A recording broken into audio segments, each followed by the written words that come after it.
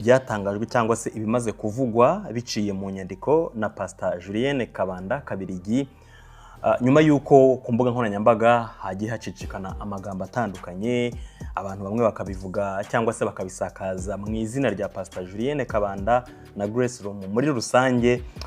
Mbere yuko wenda ngera ku ijambo nyamukuru cyangwa se ku byatangajwe na Pastor Julienne Kabanda, ku mbuga nkoranyambaga hari ibintu byinshi cyane. Reka by'umwihariko mpere nko kuri iyi video ntoya mubona hano, mwumve intekerezo zihari uyu munsi, icyo abantu batekereza uyu munsi nyuma yuko umuryango Grace Room Ministries ufunzwe cyangwa se wambuwe ubuzima gatozi n'urwego rw'igihugu rw'imiyoborere RGB, nyuma yuko basanze Grace Room yakoraga cyangwa se yarakoraga ibihabanye n'ibyari bikubiye mu mategeko shingiro y'uyu muryango ubwo yandikishaga muri RGB. Hari ibintu byinshi, hari abantu benshi bari kuvuga amagambo atandukanye.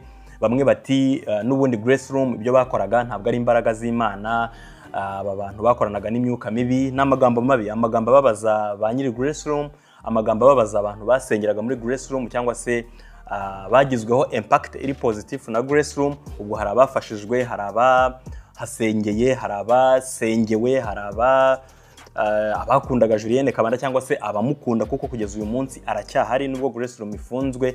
Ntabwo ijambo rye cyangwa se ibyo yakoraga, imbaraga zimurimo cyangwa se ijambo Imana yamushyizemo ryo ntabwo rifunzwe. Uko byagenda kose igihe kizagera yongera akore nibiramuka biciye mu mucyo nkuko RGB yabisabye. Mbere yuko ngera ku cyo Pastor Julienne Kabanda nk'uwari uhagarariye Grace Room yatangaje, hari biri kuvuga ku mbuga nkoranyambaga, ariko reka mbanze mbumvishe gatoya iyi video muyirebe. Ni imwe mu ziri guhanahanwa cyane ku mbuga nkoranyambaga, abantu bibaza ku mubatizo cyangwa se ku cyabaye ubwo ku itariki 5 z'ukwa gatanu 2025 Pastor Julienne Kabanda na Grace Room muri rusange babatizaga abantu babarirwa hejuru ya 500. Kurikira gatoya.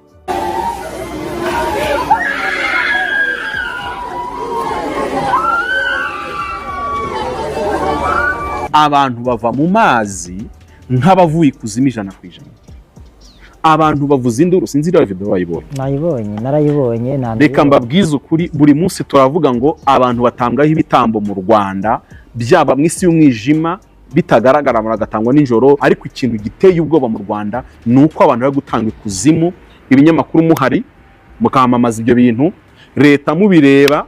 Niba mujya ngo ndabeshya mudushakira abantu babatijwe muri ya Rodan, sinzi nero babatije, sinzi n'ababatijwe ibyo dini niri, ntabyo nzi, ariko mubashake bari abantu babatijwe urya munsi, muhere kuri nimero ya mbere yagiye muri Rodan kuko amafoto arahari, mugere ku muntu wa nyuma, mujye kubaza ubuzima babaye muri munsi.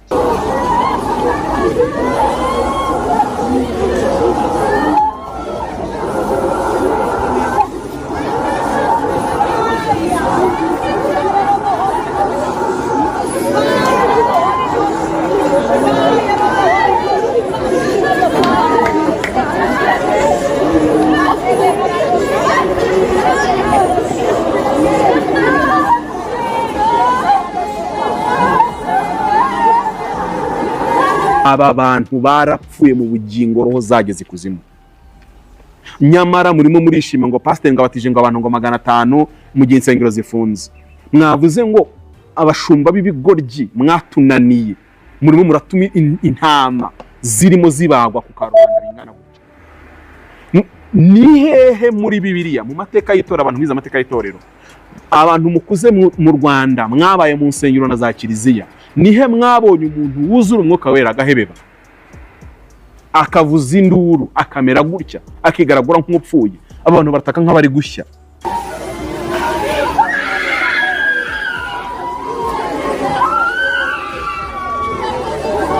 Yego, abarakora akavuza induru ngo abantu ngo buzuye umwuka wera. Nihe mwabonye? Nimuramuka mucunze mugiye mu mwuka, aya si amazi babatijwemo, murasanga ari ikindi kintu. hanyuma umuntu batizwa akagira imyuka yuzura kugira ngo ya myuka ize gucogora, bakamurambikaho ibiganza bakamusengera. Already roho zagiye. Nyamara abantu ubu bashitse ngo mu Rwanda ngo dufite abakozi b'Imana byahe.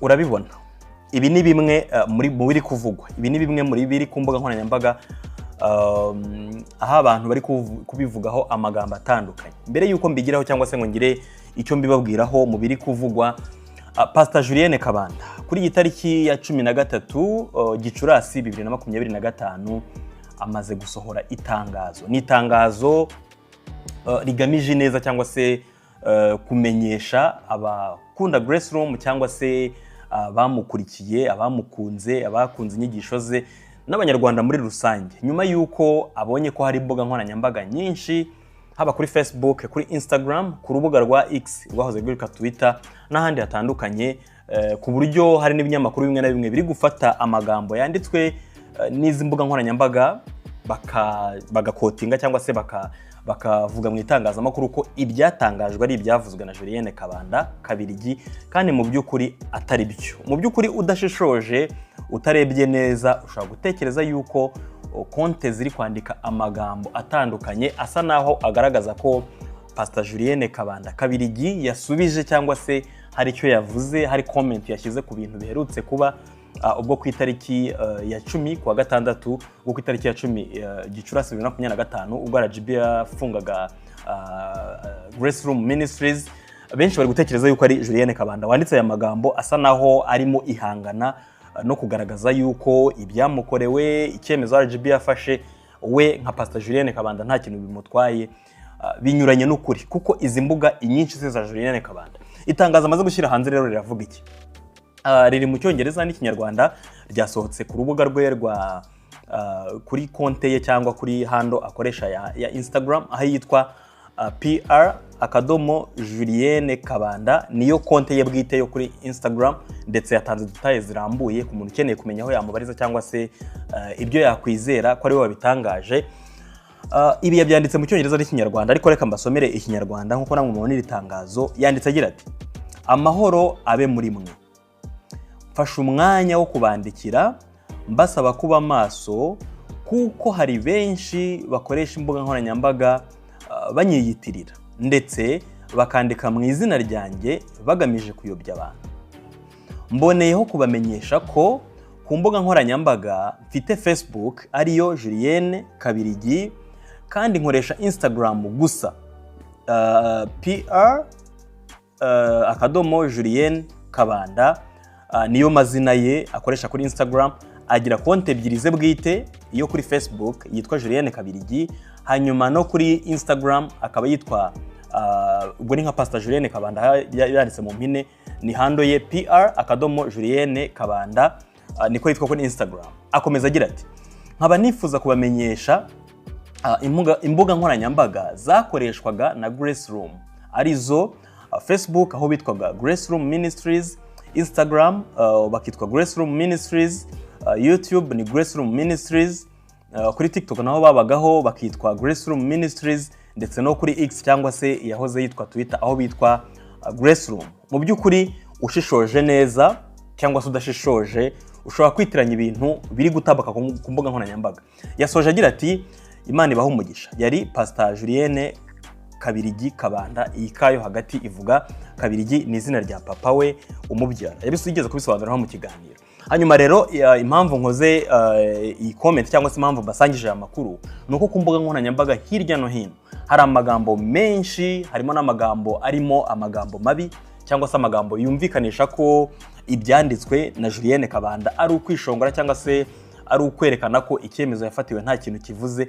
Nyamara ugenzuye neza izi konte usanga ibyanditswe, ukurikije ukuntu uzi imyitwarire ya Pastor Julienne Kabanda, uko atekereza nk'umubyeyi abantu benshi bakuriye iki cyangwa bakunze, ikindi kandi w'umukristo, hari amagambo bagiye bamwandikira cyangwa se bagiye bamwitirira mu mazina ye.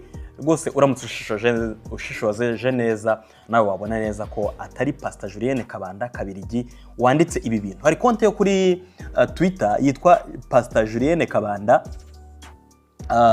ikurikiwe n'abantu 7,710 na bangahe.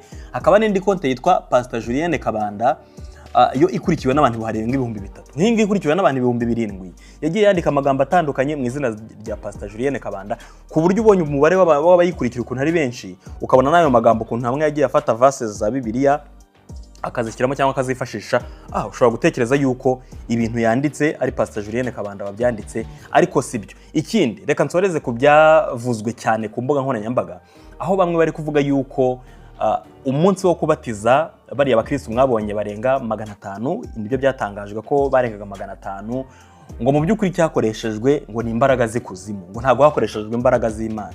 Nk'uko mwabibonye nanone uyu munyamakuru cyangwa se uyu muntu ukorera kuri YouTube abisobanura, nawe avuga yuko ngo iyo umuntu abatijwe ngo Mwuka Wera akuzurwa na Mwuka Wera cyangwa se Mwuka Wera akamwuzura, ngo nta na rimwe umuntu ajya ahebeba cyangwa se ngo umuntu avuge nk'inyamaswa. Iteka nk'iyo umuntu abatijwe ngo yuzura Mwuka Wera, ubwo iby'abarokore ngiye ntabwo mbizi cyane, ngo yuzura Mwuka Wera so atagatitira gusa cyangwa akagira ibindi bintu avuga bitandukanye nuko ngo abangaba babatijwe na Pastor Julienne Kabanda bitwaye. Ikindi kandi mu bintu biri kuvuga ku mbuga nkoranyambaga by'umwihariko kuri Twitter, abantu benshi bari kuvuga yuko abakoresha imbuga nkoranyambaga bashingiye kuri iyi video yakozwe abantu bagaragaza abantu bitura hasi nyuma yuko bavuye mu mazi hari muri piscine yo muri Cercle Sportif mu Rugunga aho babatirijwe, bakavuga yuko aba bantu bamaze kubatizwa bakiva mu mazi bagataha, abenshi ngo bararwaye, uyu munsi ngo bari mu buzima bubi.